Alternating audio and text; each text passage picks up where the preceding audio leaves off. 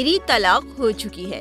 पाकिस्तानी अदाकारा अनोशे अब्बासी ने बिला आखिर अपनी जाती जिंदगी के एक अहम राज से पर्दा उठा दिया। अदाकारा ने इंकिशाफ करते हुए कहा कि इनकी और अदाकार ऐनान आरिफ की तलाक 2019 में ही हो चुकी थी। ताहम उन्होंने इस खबर को वालदा की जिंदगी में छुपाए रखा ताकि उनकी बीमारी के दौरान उन्हें मजीद जहनी दबाव न हो। अनोशे ने 2014 में ऐनान आरिफ से शादी की थी, लेकिन ये रिश्ता सिर्फ 5 साल बरकरार रह सका। उन्होंने बताया कि वालदा की बीमारी के दौरान वो नहीं चाहती थी कि तलाक की खबर से उनकी माँ को कोई सदमा पहुँचे, इसलिए खामोशी इख्तियार की। अदाकारा ने 2021 में वालदा के इंतकाल के बाद मुश्किल वक्त का जिक्र करते हुए कहा कि वालिद के बाद माँ का साया भी सर से उठ गया, मगर इस गम ने बहन भाइयों को मजीद करीब कर दिया। अनोशे का कहना है कि वो अब इस मरहले को पीछे छोड़ चुकी हैं और अपनी पेशावराना जिंदगी पर भरपूर तवज्जो दे रही हैं।